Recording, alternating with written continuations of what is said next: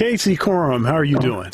I'm doing good. Thank you for having me on, Dr. Thunder, Sean. Yeah. Absolutely, man. So when's the last time I saw you? Probably been a while. I know we saw each other in the Southeast. That might have been the last time. That would have been a few years back. Was there a time after that? Maybe Columbus? I might have seen you in Columbus for that big event. The global family thing we did. Yeah. Yeah. That's 5 years ago. So it's been a minute. So how's your family? My family is right. I have 4 daughters, so that's always an adventure. So God bless you. Yeah. It's the call for prayer whenever I say that, and this is also the part where my girls somewhere roll their eyes when they hear me talking about this. So we started young, so my girls are all in their 20s. So we actually had a COVID wedding about a month ago now. So that's our first wedding. Very, very different, just us and the groom's parents and I will say on the one upside was the price tag for the father of the bride was really nice. So yeah, the kids are doing well. My oldest daughter's married now, which is it still hasn't all the way sunk in. No grandkids on the horizon, but it's strange. It's strange. Well, that's good, but everybody's healthy. Everybody's doing well. Very healthy. Yeah. The lockdown stuff has been all right. We've got two unemployed furloughed, making more money than they did before they were in the category of being very busy. So all safe, and we're in Orange County, so it's a little crazy down here. So it's but we're blessed and it's been time to have more family time, which has been silver lining. This has been a time of a lot of challenges and a time of a lot of silver linings too. So surprises like just the sheer travel schedule, going course, all that kind of stuff. Yeah, I'm in the Midwest, in Columbus, in the pandemic hasn't been as it hasn't hit us as hard. Mm-hmm. I mean, we've had our share of quarantine, but it was pretty mild. And actually, the gyms opened back. Let's see, Memorial Day, the day after Memorial Day. Okay. And that's been a great source of it helps me reduce anxiety. Well, yeah. No, I totally get that. Well, it's interesting what's happening out here in Orange County because there's the guidelines, and then there's this pretty strong rebellious spirit, and then there's a lot of ground in the middle. So our gym opened back up early. We, especially out here, a lot of CrossFits are pretty rough and tumble in the sense that they're borderline outside. So exercise groups or gyms or kind of workout classes outside are in a kind of a little bit of a gray area out here. But we've been going to in the morning, so we're the only ones. It's us and a coach. So I'm fully on board with that. Prior to that, we basically built our own gym in the garage here just to keep it going. And California weather definitely helps us out. We can go for runs and hikes just about any time of the for us.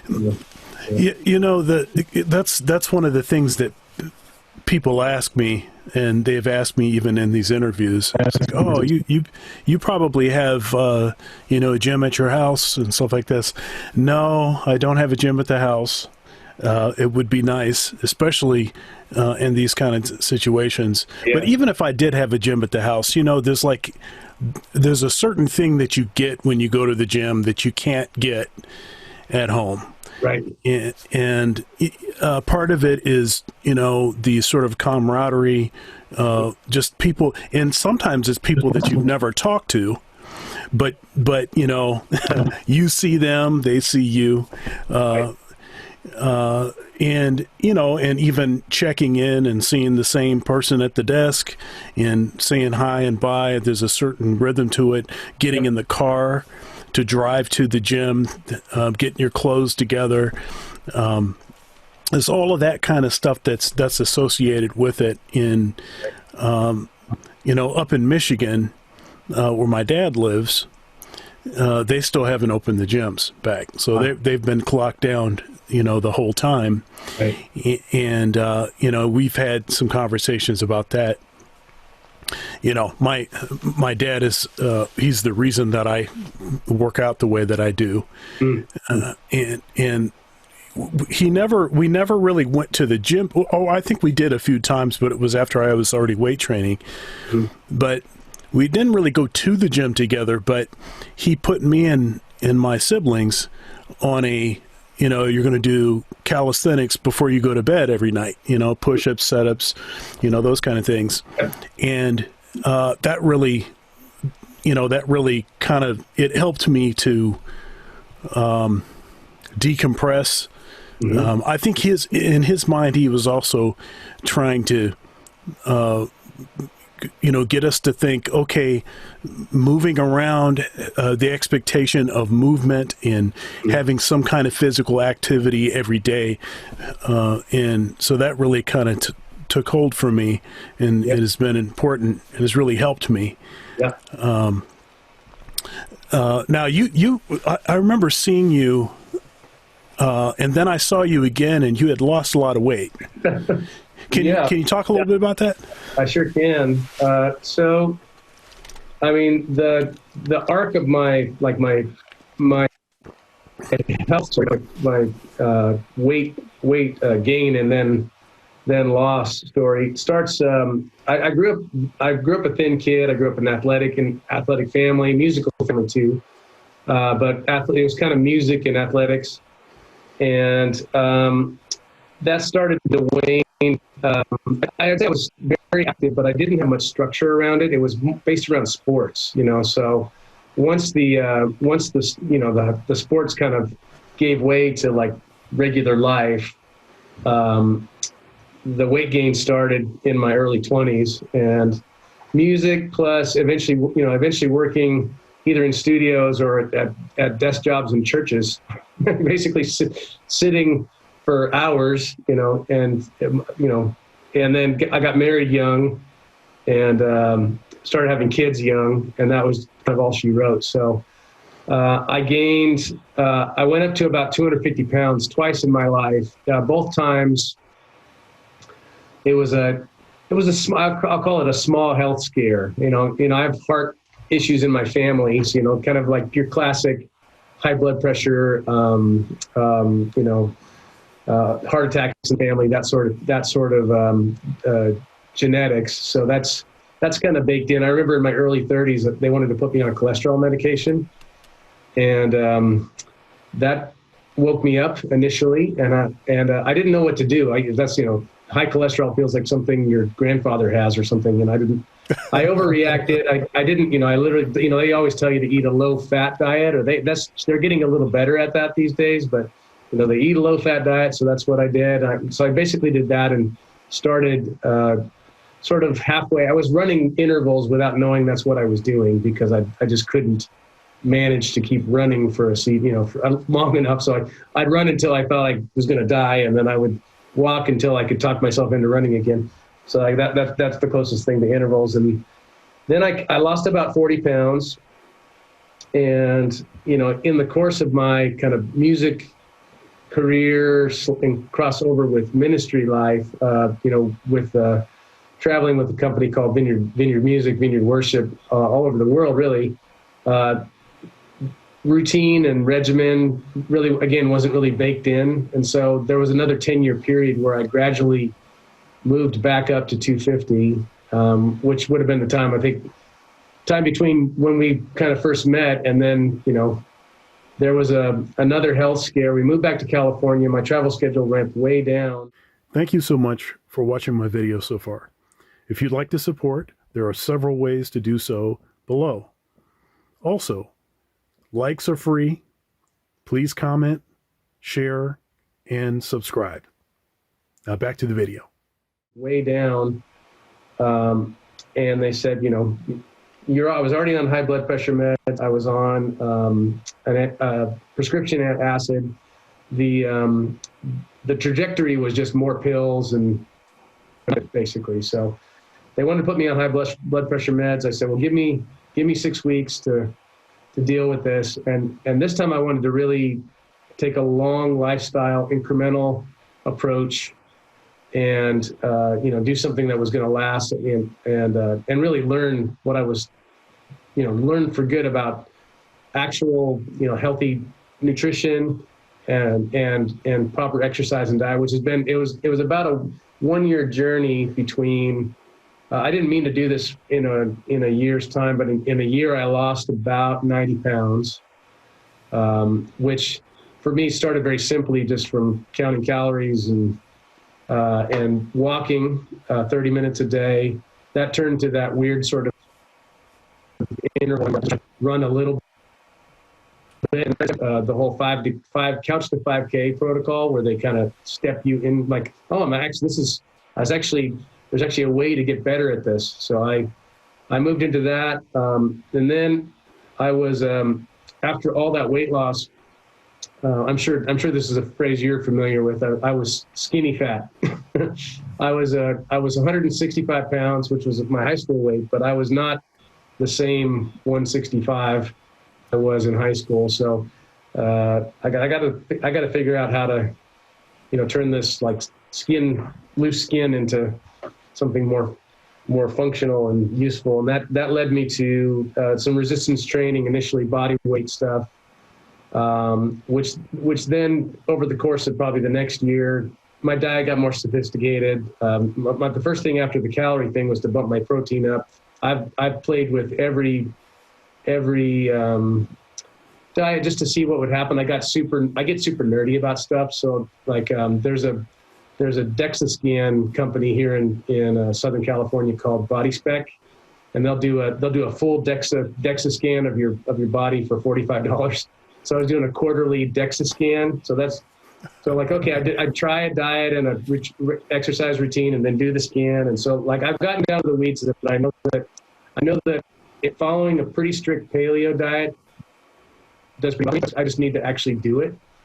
And you know, the resistance training led me to the CrossFit world, which the running joke about CrossFit is that, you know, if you ask people if you know any of your friends that do CrossFit, and they say don't worry, they'll tell you. So that's the CrossFit cult, is people talk about it too much. But yeah, it's led me to like you're saying, the community thing. Now that we're kind of back in the gym, the community piece, and then you know, weightlifting, some gymnastic stuff. Like literally today was front squats, calorie row, dumbbell lunges, and handstand push-ups. And if you would have told me that 5 years ago that I would be able to do anything close to that, I wouldn't have believed it. So it's the normal is, my new normal is very different. But it's interesting with the lockdown. My wife and I can kind of spur each other on at home, but getting back into the gym, it feels like we were doing about 50% of what now that we're back in the gym, we're getting destroyed in the best sort of way. So, yeah, I interviewed Jonathan Kreisberg, who's a great jazz guitar player, and he recently started, getting himself back in shape. Matter of fact, a couple months ago, he called me and we talked about some weight training things. And he was concerned about having too much tension in his hands because he had been doing weight training prior to that, and he didn't want to lose his sort of nuance. Yeah, right. I kind of talked him through, it'll be a while, but you'll get used to it and all of that. And then I also interviewed Dwight Adams, who's a great friend of mine. He plays with Stevie Wonder. He's a great trumpet player, and he was Mr. Michigan. Wow. So that he won that bodybuilding competition, which is an open bodybuilding amateur body competition, which means that both people that are on something and aren't on something, and he wasn't, and he won. Just a crazy genetics in my whole training philosophy and routine is derivative of his. When I took the job at Ohio State in 2004, he was the jazz trumpet instructor, and I knew him. I had known him prior to that, but he was the trumpet instructor, and so when he was, he was still living in Detroit and commuting, but every time he was in town, we would get a couple in, and he ran me through the entire routine. He showed me exactly what he was doing, and he even broke down stuff with diet and everything else. I had been weight training since I was 14. My best friend growing up, Anthony Woodcock, Tony, and I, we really idolized Lee Haney and Arnold Schwarzenegger, and I had a weight set in my basement, and it's in Michigan. So Michigan basements, especially if houses were, this was like a house built in like 1920 or something. It's like really, really old house. So it was like a dungeon, Yeah, right. So, I've lived in houses like that. Yeah. So we had we had a weight set down there, and we kept training every day. We were training, but we were, we didn't really read anything about it. We were just like, hey, we want to look like Lee Haney and Arnold Schwarzenegger. So we just kept training, and we were training the same body parts like every day. And it's like, why do we keep getting weaker? I could do this yesterday. And then it was like, oh, wait a minute, we're supposed to take a break. But it went from that to, when you're that age, you're kind of like, well, you want to have a certain look so you can be attractive to women and all that. Mm-hmm. Obviously, that's always like a cornerstone. Yeah, right. Well, you got to have your motivation, right?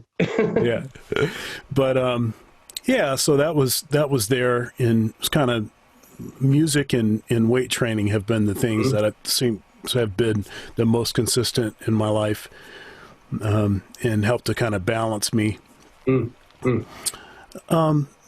So Casey, can you tell us about your, how you grew up, and can you tell us when music became a part of your life, what kind of music was happening around the house, and maybe even talk about how that sort of intersected with ministry. Yep.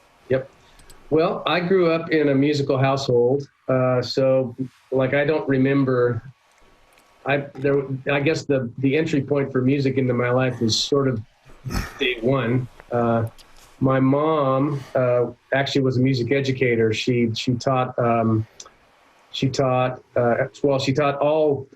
from elementary up through high school, band and choir and like elementary school music, that sort of thing. To this day, she's in her early 70s. She teaches piano lessons.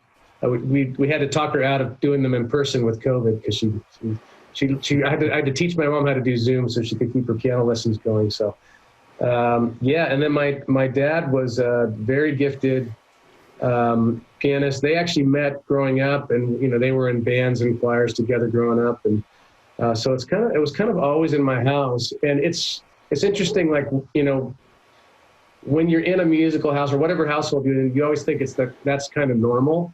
I remember, for some reason, it might have been because of, I'm guessing, actually I've never asked my dad this, but it was probably because of the movie The Sting. My dad got super obsessed with ragtime. And so I grew up with my dad just like memorizing and digesting the entire Scott Joplin catalog repertoire. So so is it not normal to have your parents playing live ragtime in your house? That was one slice of my dad, and also playing tons of classical. Of course, my mom was in the middle of her educational degree, so there's all kinds of students in the house, and she gave me a couple piano lessons when I was very young. But kids of musicians and particularly music educators, I think she, well, number one, learning from your parents is a difficult thing.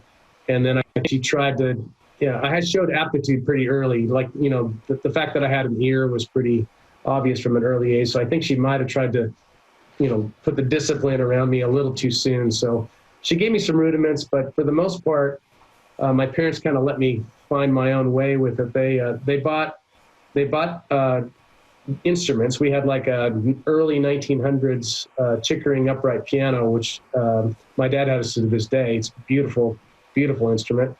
And then, kind of a beat up old acoustic guitar. And there were always like, horns in the house. I did play trombone for a season.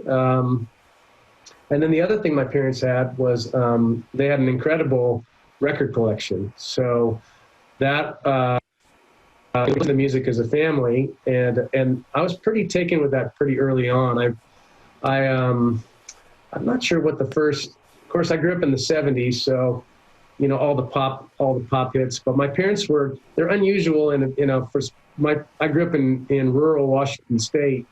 But my parents' collection was very heavy into jazz, very heavy into funk, R&B. But they also had a lot of the obligatory albums of their generation, like they had the entire Beatles, discography, and as well as many others, like a lot of the folk scene. Not much Dylan, Simon and Garfunkel, but definitely deep into early '70s, Stevie Wonder, all the Motown records, and I just devoured that sort of one by one. I remember I do have this distinct memory of sitting down with, like you used to do, like a big pair of giant headphones with Beatles' Magical Mystery Tour. I don't know why I picked that record other than the cover of Magical Mystery Tour. I don't think they had Sgt. Pepper.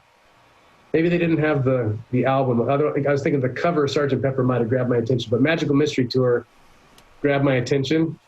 And I sat down and listened to that, I Am the Walrus and all the, there's 860s Beatles, which is crazy. So especially with the headphones on, I'm just like, what am I listening to? And I would just listen and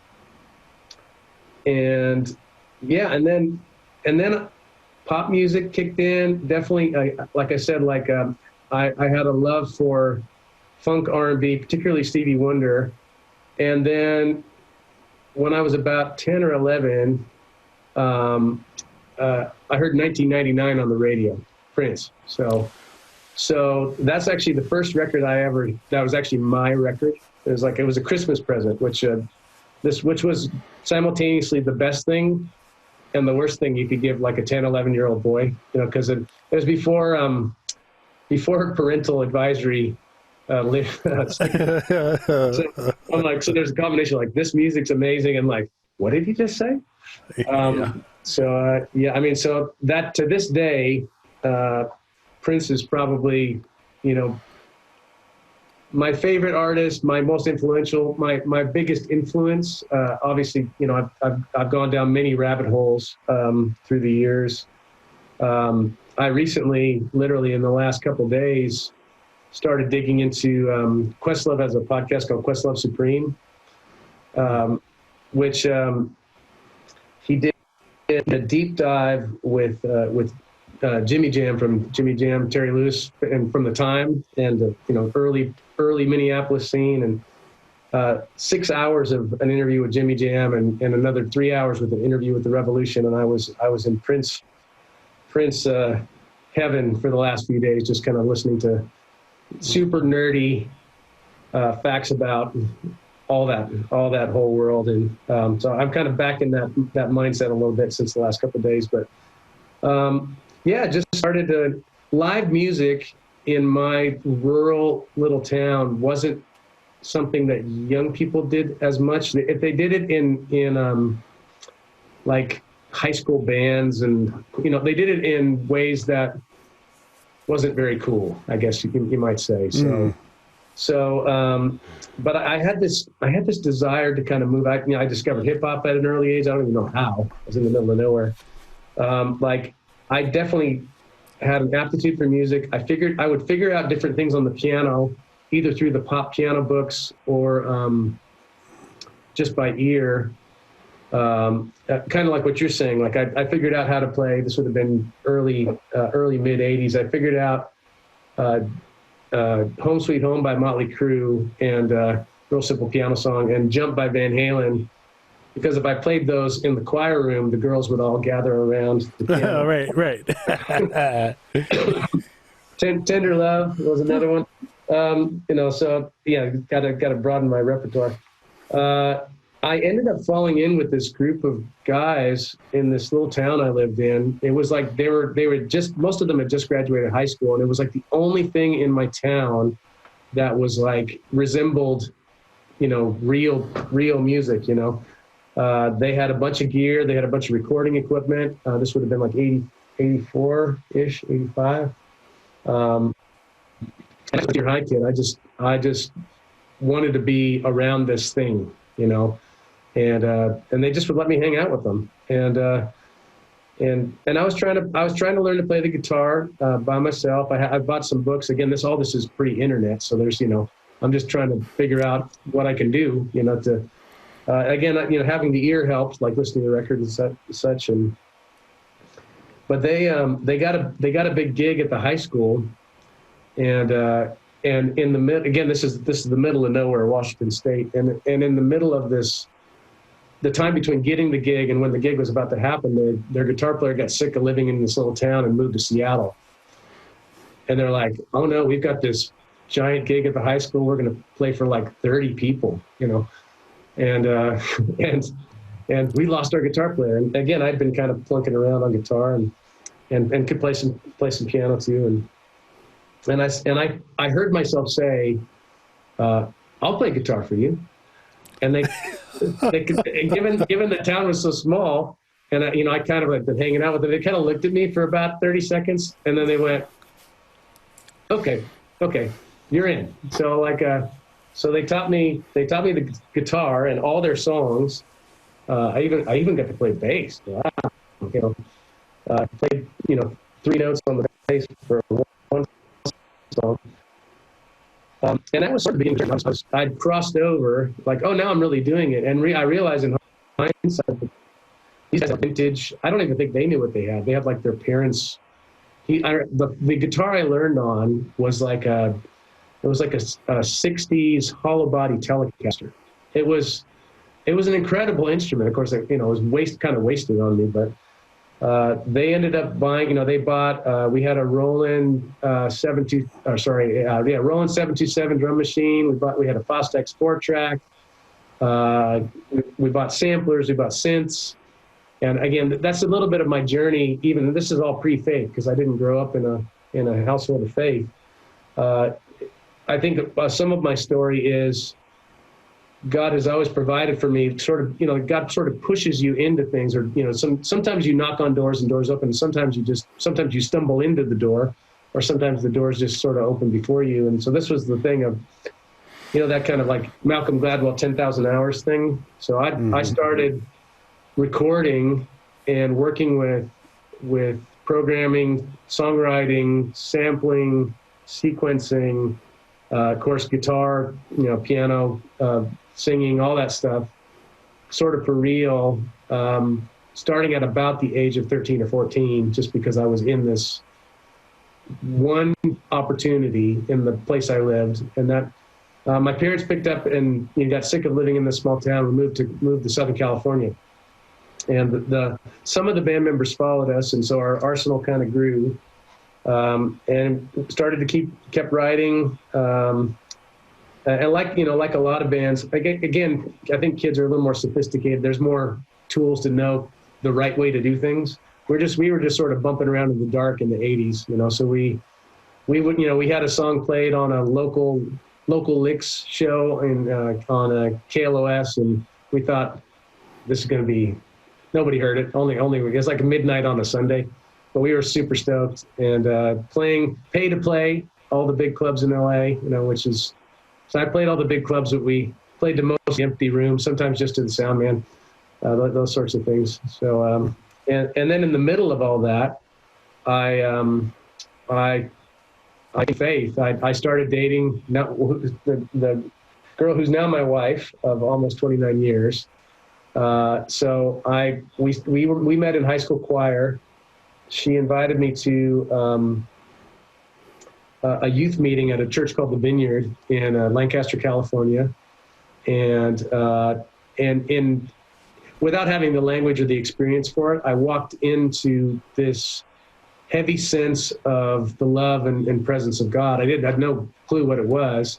And not only that, the Vineyard at the time, this would have been 1988, it was one of the few places really in the world that worship music wasn't from another era. So again, my experience of church up to that point had to do mostly with what I saw on television and movies, and maybe one of my grandmothers, you know. So in other words, church was not something that was very, you know, relevant to at the time, long-haired musician. I got super into jazz at that point. I was headed towards either moving to LA and trying to grind out a kind of the old school studio rat life. Again, Prince being my North Star, like produce, play, sing, write, every instrument, you know, that was sort of my target. That or Berklee School of Music, which at that time, to my knowledge, it was the only contemporary music program in the country, which is probably not true, but that's all I knew. So come to faith, and all my priorities reoriented, and then I didn't really know what to do. Got involved with worship ministry right away. This was before worship ministry was there wasn't any. There was Christian music, but it didn't make a lot of sense to me. And then contemporary worship music was a thing that was happening, but in my mind, it was just a way that we served our local church. I joined the youth worship team initially as a drummer, which I always say tells you more about their need for a drummer than my skills at the time. But nonetheless, I was a drummer for about a year and a half. And then eventually started like leading the bands and leading worship. And then we ended up moving to Boise, Idaho to help start another plant a Vineyard Church, and that just kind of led me deeper into things. And I wasn't quite sure what was. Sorry, to tell you a long story. I'll cut to the chase at some point here. No, it's totally great. Take as much time as you want, man. All right. Okay. So even though I was involved, that's sort of what I'm trying to say is even though I was involved in music ministry, worship ministry, from literally the day I sort of prayed the prayer and kind of stepped into a walk of faith with Jesus, I just knew that I needed to figure out what my life was really supposed to be about. And so music sort of took a back seat while I tried to grow in my young faith and really hear the Lord for what I felt, you know, what I was supposed to do. So we ended up going on this church plant, and I had actually considered going on even into foreign missions and all kinds of stuff. You know, I just, you know, coming into a relationship with Jesus as a junior in high school is a wonderful thing and a terrible thing at the same time, because all my college plans and all my trajectory just kind of went up in smoke. And so I just, you know, at the same time, I just wanted to reorient my life. We end up on this church planting team. I end up in Idaho, still serving in worship ministry, still leading and growing as a musician, as a band leader. and then just trying to figure out what's happening with my life. Eventually, kind of moving towards not COVID. I had my first COVID test about a week ago, so I'm clear. So it was interesting.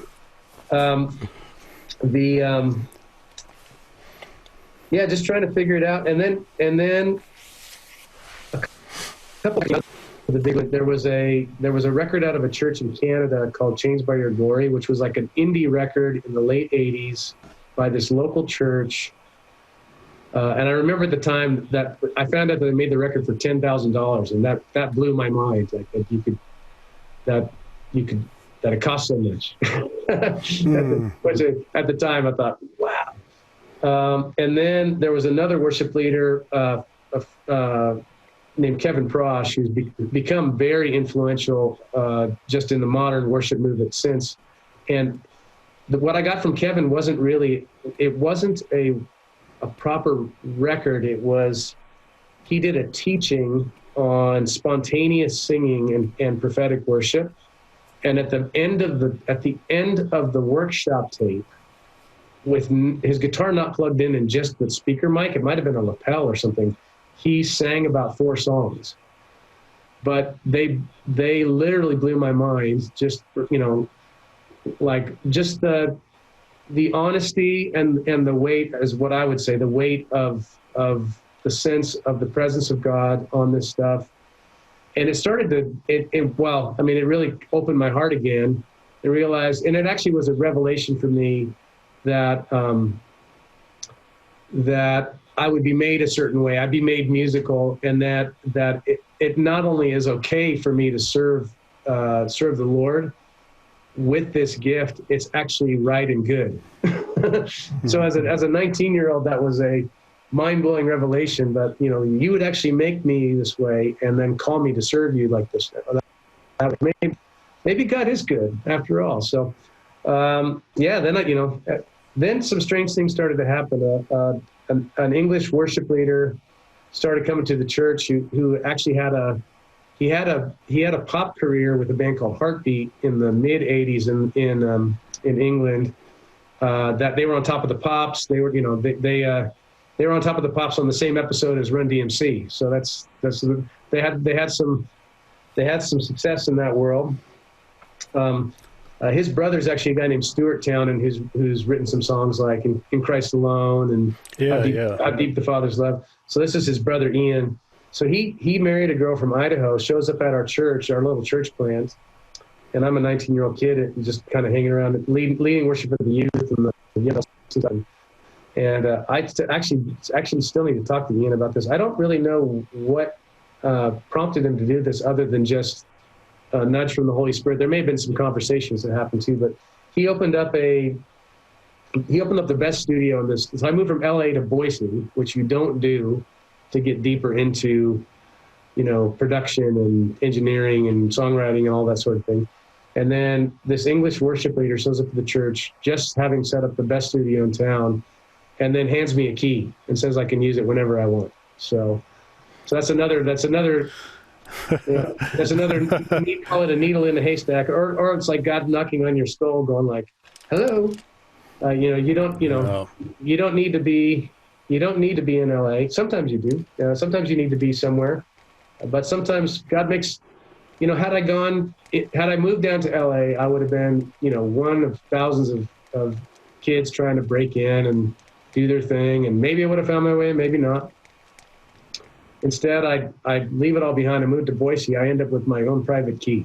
So now it wasn't, it's not Sunset Sound or, Sound City or anything, but it was a Fostex 16-track tape machine and samplers and synths and a mixing desk and mics, and it was plenty. It was plenty. Yeah. So that kind of led me to just.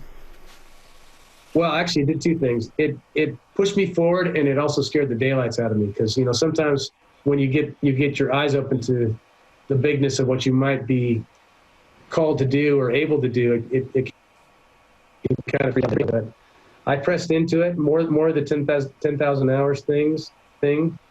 Started writing started writing worship songs in particular that we're using at our church. That and a growing, obvious growing gift led to coming on staff at the Boise Vineyard as the worship pastor when I was 24.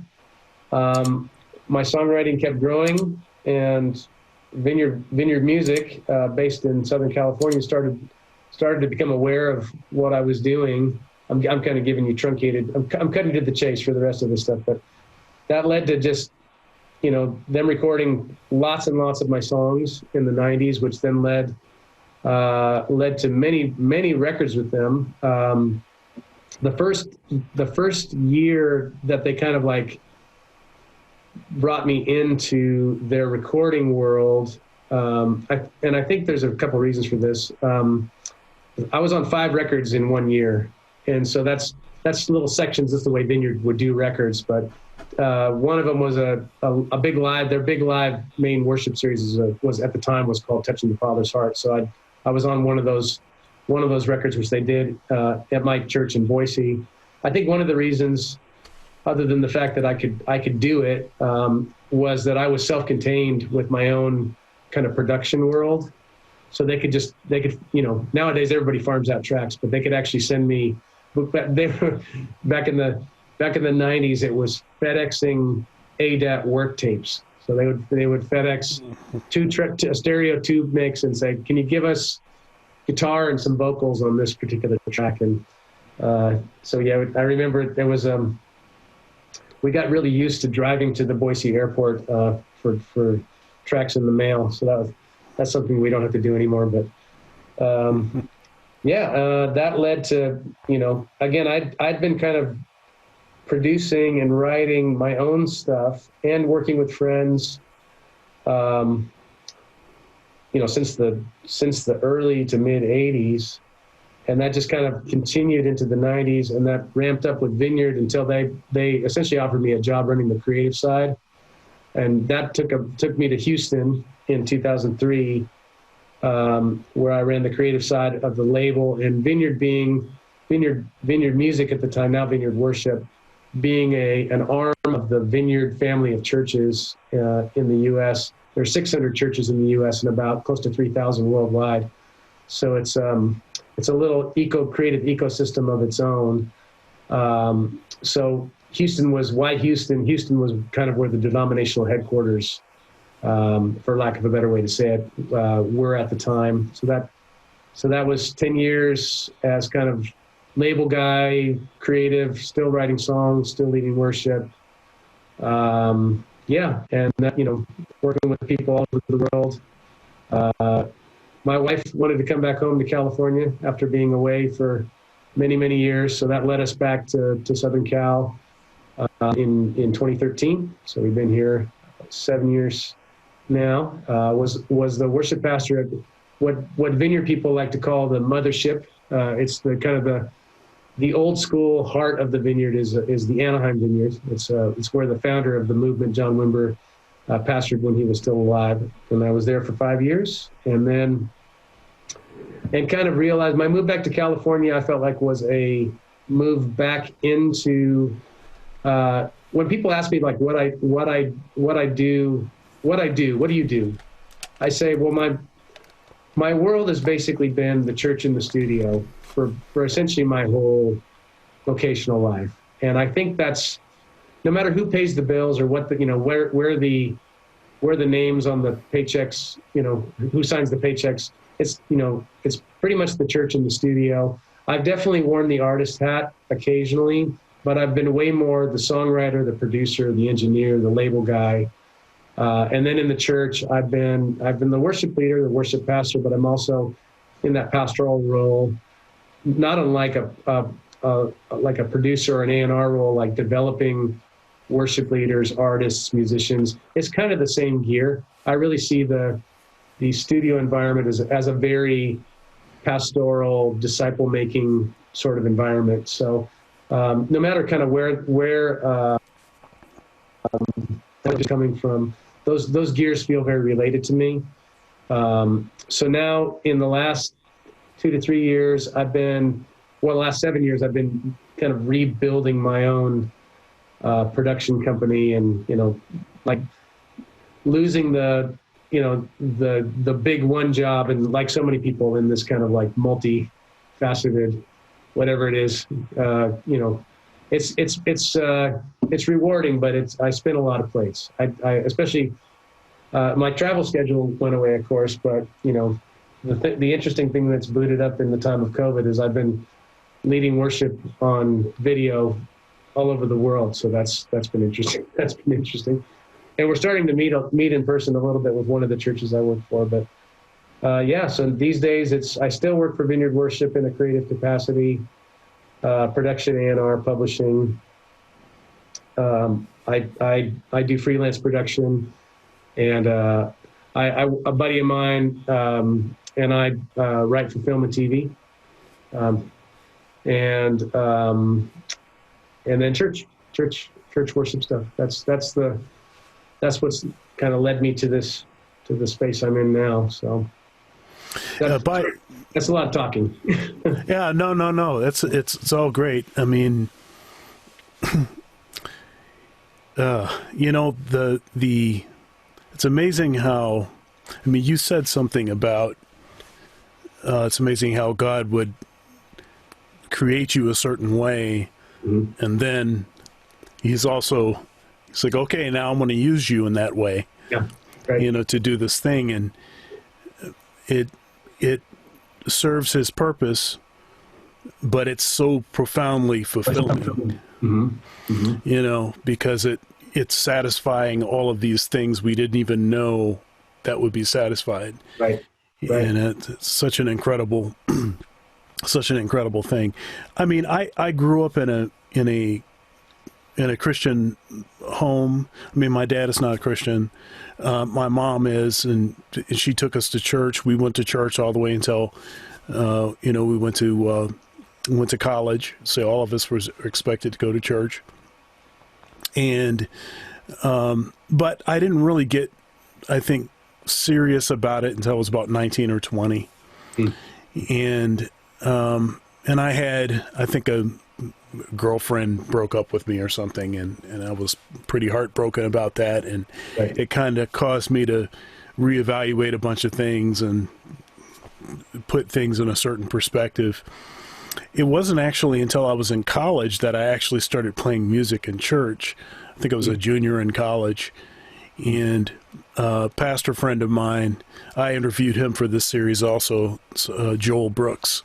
He pastors a church in Kalamazoo called Stone's Church now. It was called Christian Life Center at that time. And it was the first time I really felt pastored, because even growing up in church, I just, I didn't feel like there was a certain connection, but this guy, Pastor Brooks, he was a musician. He was a touring musician.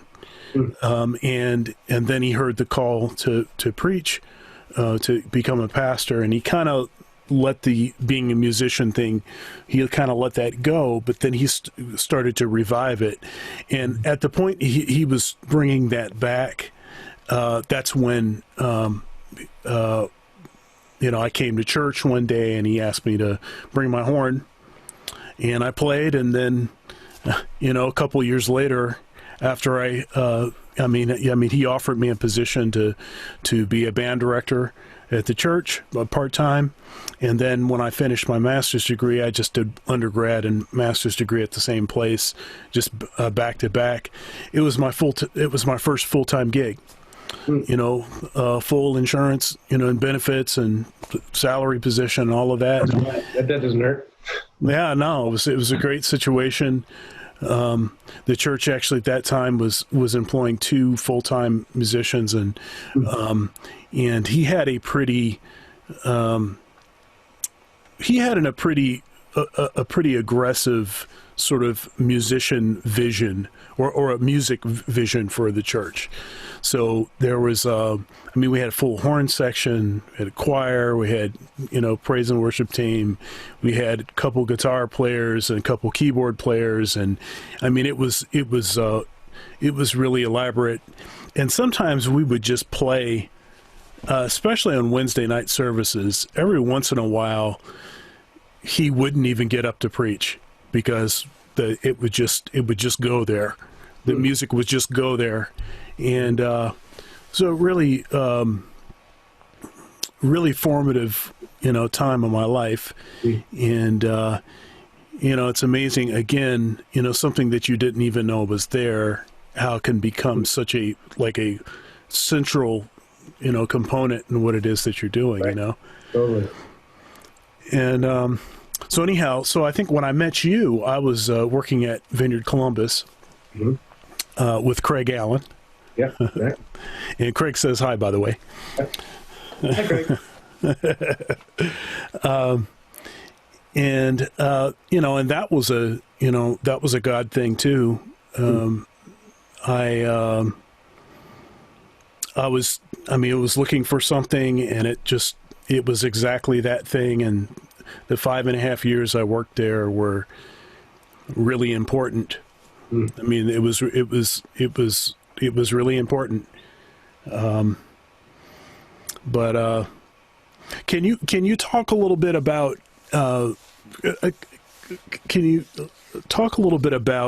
so you're a multi-instrumentalist, so you played different instruments. Yeah. So talk about what do you do to either try to maintain and or get some chops up to be able to play a gig, or to be able to track something? What do you have a strategy to addressing certain technical things that are specific to certain instruments? Well, I definitely have having easy access to things is always good. Actually, literally right before this, well, you can actually see it. You can see in the corner here is my it's my Rose. Oh yeah, right. So, yeah, I mean, I think, of course, even like the basics for me most of the time in the studio are guitar, bass, keys, but even like laying those things down, like acoustic guitar, styles of acoustic guitar, electric guitar, effects, different approaches, different styles of that. Same thing with bass. And then keyboards is just a whole other animal to itself, like, classical piano, regular piano, different types of piano approaches to piano, different genres, Rhodes. One thing that I try to do, and I don't get to do it often. In fact, I was just doing it right before the call, that is just being able to spend some time with, say, current sounds, chord choices, because on top of track, we're either playing for worship or a big part of my life. So whether that's for the church or outside the church. So and again, I'm gonna be 50 in January, so watch out. So it's my kids keep me young, and losing the weight helps. You can bleep out that age if you want later. I'm not that far behind you, man. Yeah, that's an interesting number. Anyway, I've been hearing tons of folks. Well, one of the things I was doing is digging into some of the Jam and Lewis, back catalog stuff, or the Prince catalog stuff is not that far. Like I listened to a kind of a really swampy version of a song called Housequake earlier today. But I'll do that. I'll do kind of an active listening thing where I kind of like I used to do, just sitting down with hear choices, hear chord choices. And I've been hearing lots of noise. I've been hearing lots of, I'm not a pop music hater by any stretch. In fact, I'm very much a fan of a very clean, well-produced pop song. Like Max Martin is a hero of mine. He, probably the most successful songwriter of the last, 20, 30 years that almost nobody knows his name. And so I've been hearing a lot of people ashamedly admit that they're loving the new Taylor Swift record. Again, I'm not a pop hater, so that's interesting to me because number one, she's always trying to do something new as an artist. Again, it's definitely in that kind of young pop space, but and then she always works with great people, like the people behind what she does. Generally speaking, like the Max Martins of the world, she's working with the upper level cream of the crop folks. So I know she just suddenly dropped this record. What was it, 2 weeks ago, called Folklore or something like that. I just knew it happened. I hadn't listened to it. And she's working with Bon Iver and guys from the band The National. Like, oh, that's interesting. And then so I just sat down and I played through the first 3 songs of it before our call here. And then the very first song is a song called The One. And it's so simple. It's kind of pop elegance, I think, in that most of the song is like 1 and 4. But she kind of moves it around a little bit, just mostly with the harmonics and the bass notes, and the key of C even. It's like super simple, and it's got more soul than any Taylor Swift song I've heard, maybe ever. I don't know. I don't know her whole catalog, but it's just such it kind of conjures a little bit of like an early 70s, at least in the structure of the chords, like a Bill Withers kind of thing. So, so I was sitting down with this Rhodes, just playing this. I probably played it 4 times in a row, just that one song. So that's it's nothing complicated, but it makes me go, okay, this is where a pop tastemaker's head is right now. And the keyboards on, and just even noticing that helps too. Just, I mean, the keyboards on this particular song, it's like a big drum and like maybe like a finger snap. It's real simple, and then it's bass, like a real clean grand piano sound. And I think that's it. I mean, there's probably some candy in there, but that the Rhodes made it greasier and more soulful. They needed me on the road, but they needed. Yeah, but it's interesting as a producer and composer arranger. I listen a lot to all the different, like the instrumentation. Mm-hmm. You want to be able to listen to something and pretty quickly decide like what are the most essential elements? What mm-hmm. elements do you need to make it sound like this? Right. And I've done that a lot with orchestration also. And so, and actually, I think I took one of your compositions. You did. I think yeah. No, I love it. and I charted it out. I made some. Love has rescued me. I made some. I think I added some things in a couple places or something, but basically what I tried to do was just try to recreate what was there and just give some notation for it. But that's I think it's an important skill to have. And that's, I mean, hearing you talking, hearing you talking about your process or, talking about you're sort of picking out these different elements. I mean, it seems like that's something that you do also. Yeah, it is. And even there is the element of like the compositional side of what you're talking about. But even as you get into different,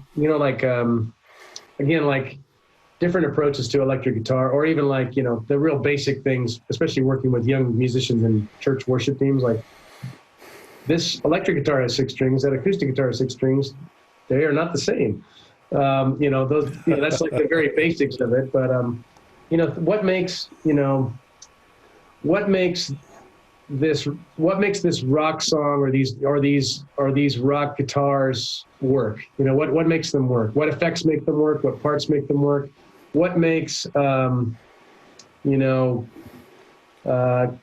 what makes this Prince song work? What makes this super clean funk song, like the guitars are you know, up the neck, high, super clean, but this, you know, this other song's really greasy and dirty and, you know, doing something else. Those sorts of things. How do you approach playing the Hammond organ versus playing the piano? You know, those, you know, what makes for a believable, convincing Hammond part that, you know, it's like a grand piano, you know, it wouldn't, you know, or you play the Hammond like you play a grand piano, those sorts of things.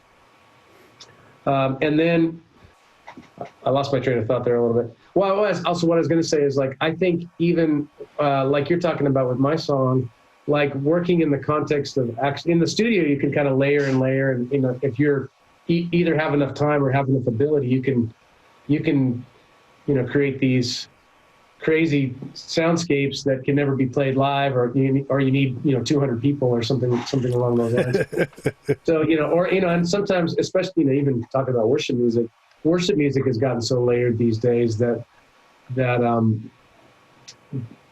to get to the essence of the song, where I'm leading in a small group and I don't have, you know, 100 tracks behind me, how do I translate the essence of this song?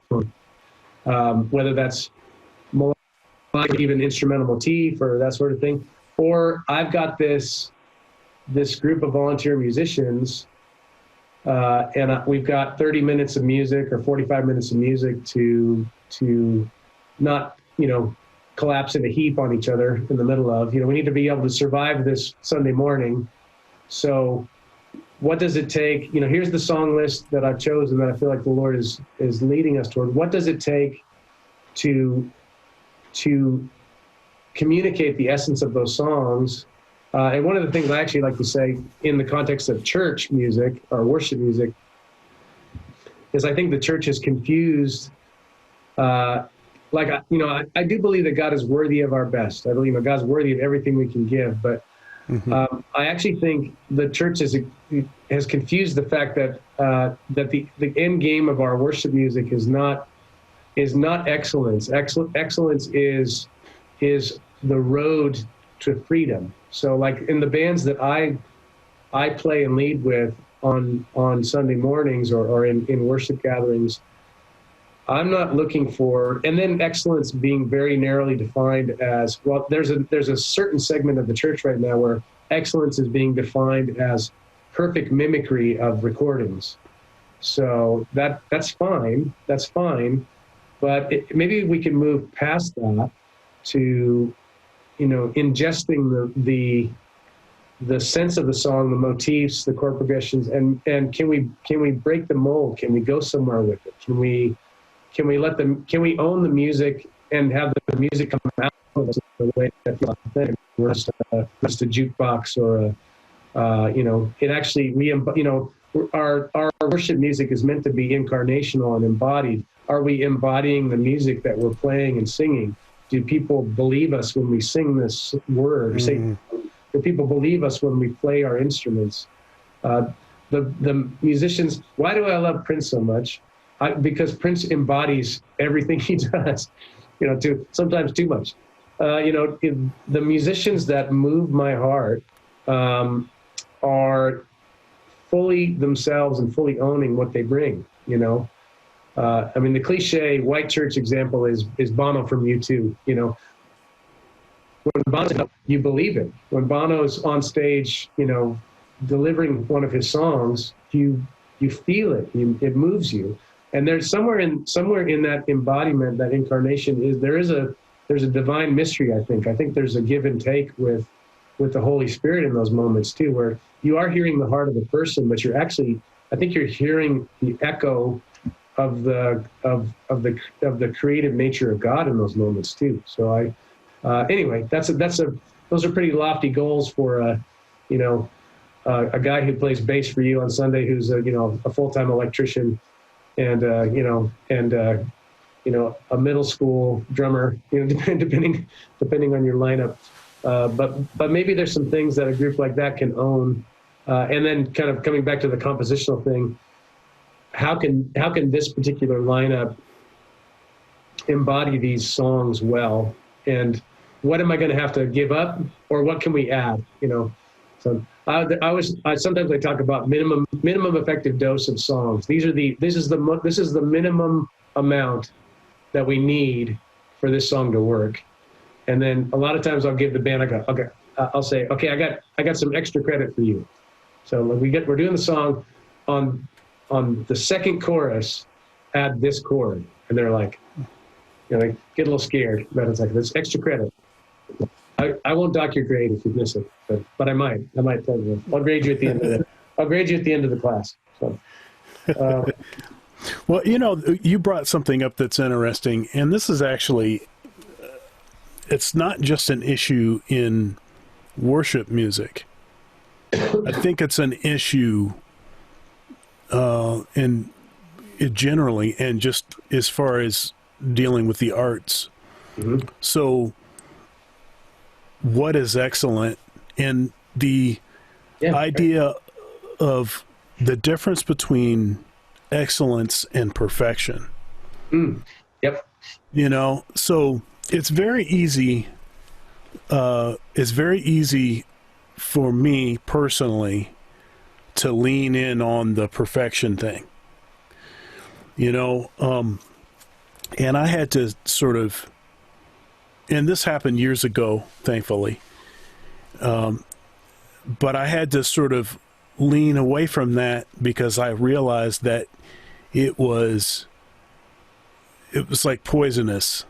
It's like, and it's like, and it's worse than that. It's like taking a little bit of poison every day, you kind of get used to it, but it's also killing you. Yeah. And I remember having this talk with a great musician that I used to play with, and she told me that she had gotten to this perfection thing to the point where people would come up to her to compliment her after a performance, and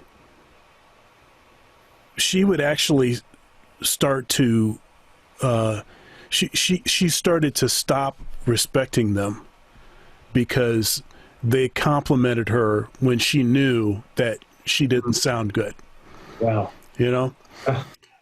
And it's interesting because a lot of musicians deal with that. Actually, at some point they get to that whole thing where they don't know how to let go of the performance, or the presentation, or the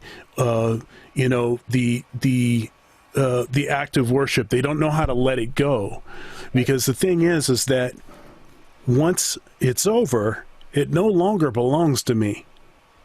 And who am I? Who am I to basically,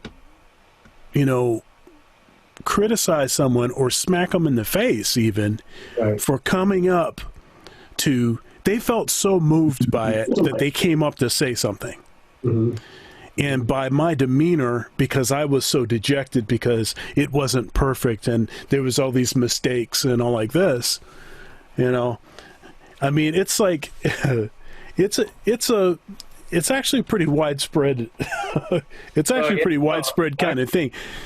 I totally hear you. Well, I kind of, not to say that I didn't struggle with this more than this, but I do think there's probably seasons of our life where we go through it. Like pretty quickly in my musicianship, you kind of move through, I moved into a phase of like complexity is good, simplicity is bad. You kind of move, moving like I pushed past. The 80s were a particular time of technical proficiency in many genres, but that moved me into the jazz world pretty quickly, and then even simple rock music, simple any blues or whatever, just like simple equals bad, and I do think for young proficient musicians to your point, it's an easy trap to fall into. Well, and now I think maybe outside the church, it's maybe less. There's a whole system inside the church. I'm lambasting the same thing for a second. Like we're literally like people are rewarded for perfect execution of things. So it's an interesting animal. I joust against the windmill of it on a regular basis, but yeah. It's interesting. I was talking to so I interviewed Wynton Marsalis, Mm-hmm. and but this comment I'm going to mention was from years and years ago. I played with him, and then we had this conversation. And in this conversation, it was a pretty long conversation. He was talking about the difference between simplistic and simple, Mm-hmm. and he was talking about how we were talking about Coltrane actually, Mm-hmm. and he was talking about how Coltrane got to a place with his music, in particular during the Impulse years, where his compositions were so simply stated, but they were so profound. So the essence was so enormous. It required only this simple, presentation to reach into all of that profundity, and so often that's another one of those things that happens, is that we, for whatever reason, it's pretty attractive. I mean, it's a pretty attractive, shiny, shiny thing, but it's pretty easy to look at it and say, hey, well, like you were saying, simplistic is bad and complex is good. But actually, simplistic is actually not the thing that you should ever want to do, right? Simplistic is the thing where even a second grader can understand it. That's what we mean by simplistic. It's like understanding how to use a microwave or something. That's simplistic. But simple, that's a whole different kind of thing. There's a different level of magnitude. And actually, in many ways, the simple thing is actually much more challenging to achieve than the complex. Well, sure. Yeah. Well, actually, it gets me thinking. I mean, I think those are, it takes a long time to figure that out, I think, in our own work. Yeah. And then my brain goes to a handful of other disciplines. And it specifically goes to, have you seen the documentary? I think it's called Jiro Dreams of Sushi. Have you seen this documentary? No, I haven't seen it. It's about a sushi chef. He's I think he's still alive. He's got one restaurant in Tokyo. Not sure. It has 9 chairs. And he's world renowned for like the best sushi, but so much of what he serves is very, very simple, and it comes down like it gets into like the way he cuts the fish he chooses in the first place. But there's many of the cuts that he serves where you're not meant to put anything on it. You're meant to just take the simple piece of fish. And there's just not much to it, but the fact that he put that in front of you, that's what makes it amazing and it's not just his reputation. It's obviously, it's an amazing piece of fish. It's right. It in and of itself carries that profundity that you're talking about. Something else I mean, as we're kind of talking about this, that occurs to me, often there's this sort of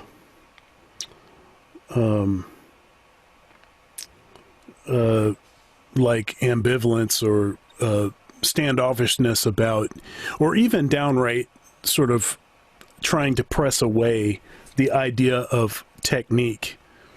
It's like technique has kind of been a whipping boy. It's like if you have a lot of technique, then that equals no passion or no emotion. Yeah. And the fact is that technique is involved in every expression. Mm-hmm. So if you want a soulful expression, there's a technique for that. Mm-hmm. And so you're talking about the way that this fish was cut. everything was simple, but there was amazing technique that he had to use to be able to provide such a simple, a simple piece of fish, and for it to be so perfect. Like, well, I'm trying not to use the perfect word, but for it to be just right, Right. Mm-hmm. Yep. Totally. No, I think, he could have just like flopped a fish down in front of you. That's the simplistic version. Right. I'm amazing. Eat my fish. Man, I think this is what takes people to greatness is learning to walk the line between all these things and try things and make mistakes. And I do think that's one of the benefits of working. Well, you've worked in the church and you've worked in education. It makes me think of the idea of working with people of a bunch of different skill levels. Which then I just thought of another rabbit hole. I know you interviewed Victor Wooten, who's you've interviewed a handful of my heroes. So the biggest hero of mine is Craig Allen. So hi, Craig. So, Victor talks about the music being a language, and when you teach somebody a language, you don't put the babies all with the babies. You put the babies with the adults.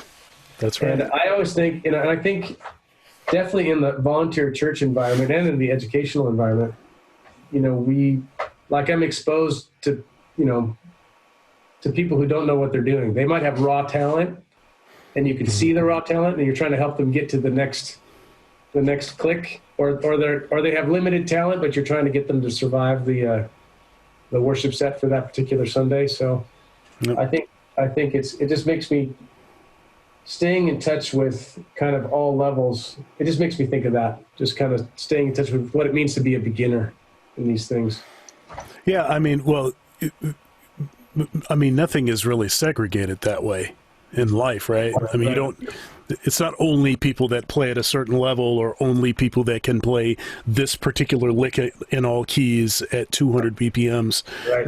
They're the ones that are playing on this gig. That's not what's happening. And in every gig, you're going to have a combination of skill sets that are going to be stronger in certain areas and weaker in certain areas, but we don't think about it in those quantities.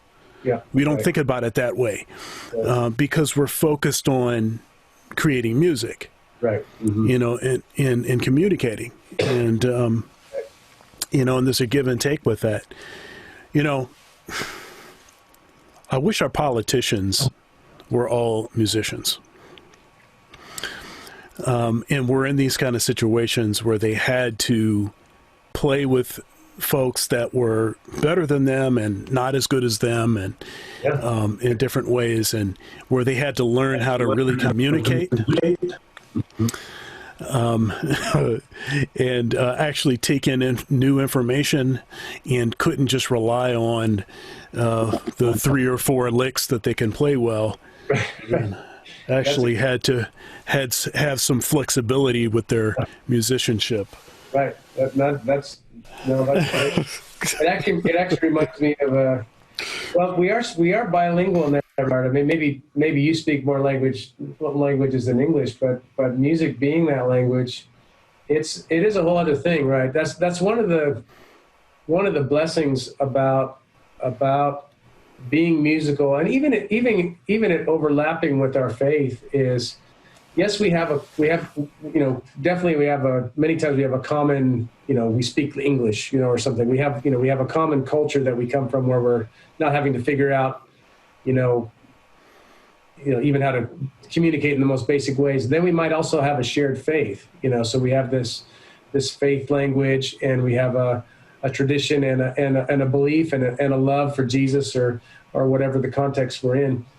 But then on top of our faith, on top of our culture, we also have this thing called music.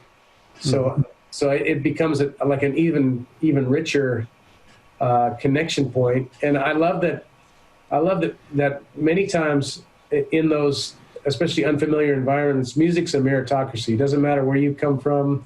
It doesn't matter, even, not that everybody has to, like to your previous point, live up to some level of proficiency or perfection, but game respects game, I guess, at the end of the day. If you, yep. or we make up for another's weakness. If we're playing in a group, we find our way through the song, or we modify, or we find something new. They're like, oh, that's the way the drummer's laying into that groove feels different, but feels better in some ways. So I'll give it, and the little nuance of communication that goes into that. I feel really blessed that not only my parents, but my wife's musical. All my kids are musical, and I feel like it's a parenting secret weapon, actually. That we not only have family connection together, but we also have this other language we all speak. And it breaks. Again, if our politicians could do this, it would break down barriers. It would just by being able to sit and negotiate, a given piece of music together. Imagine if you're on a gig, you're preparing for a weekend service, mm-hmm. and I don't know, the drummer makes a mistake or misses a section or goes to the next groove too early. Yeah. And imagine if what everybody else in the band did was to stop and then to just start assuming something horrible about their, about their personal integrity or something. You must be a bad person if you would dare to play that groove 4 measures early. Well, they did choose to be a drummer. So there is that. But you're right. It's just so. The political thing is just so. You can disagree without like the other person having to be the devil. Right. You can both just have a different point of view on thing, and you don't have to necessarily be racist to say a certain thing, mm-hmm. So it's just, there's just some of these words that get pulled out. And then once those get pulled out, it's like the trump card, and then poisons any kind of conversation that ever can happen. Yep. And it just seems like musicians, artists just have always had a better way to deal with mm-hmm. Even challenging topics. I mean, like different musician friends that I have, some of them they'll talk about politics, some of them they would just rather their music speak, but everybody just respects it. We get on the bandstand, we play, and some folks are more conservative and some folks are more, liberal or whatever.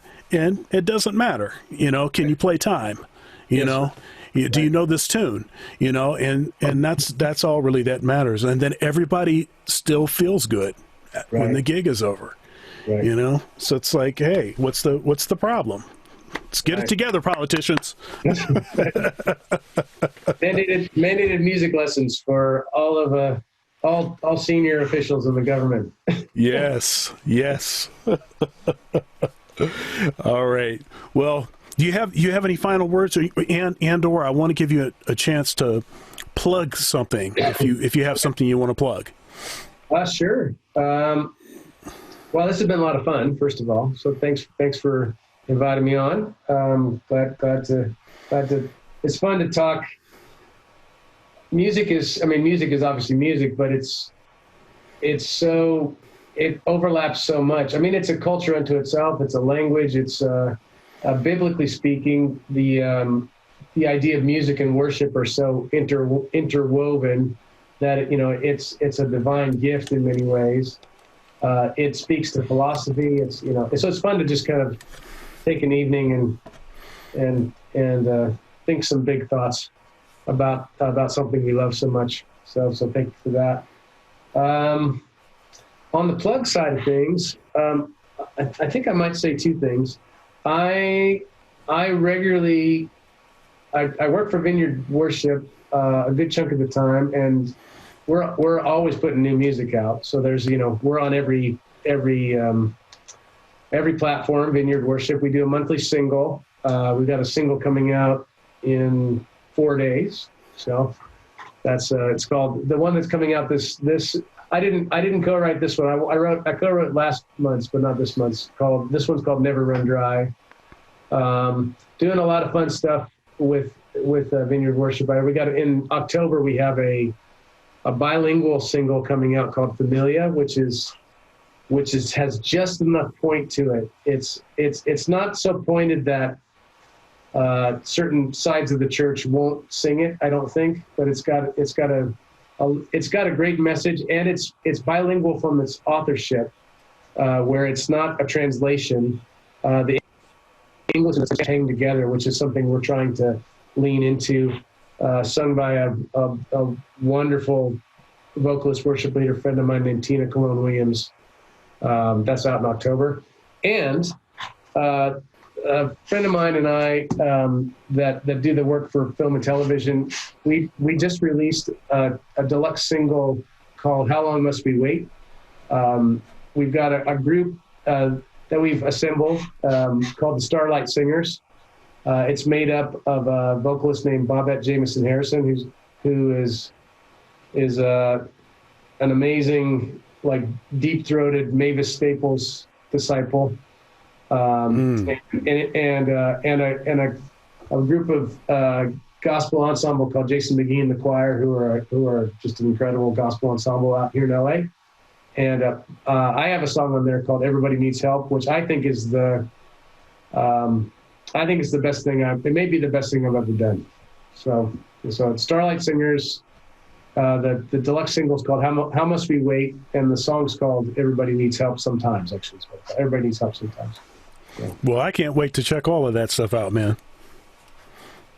Thank you, sir. Yeah.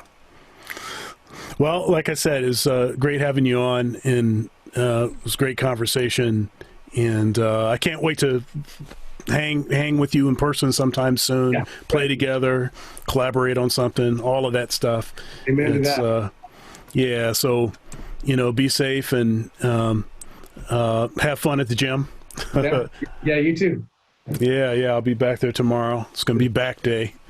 Yeah, I got a bunch of cardio tomorrow, so that's my deal. Running. So. All right, man. Great. Well, I'll see you later. Great. See you, Sean. God bless. Blessings.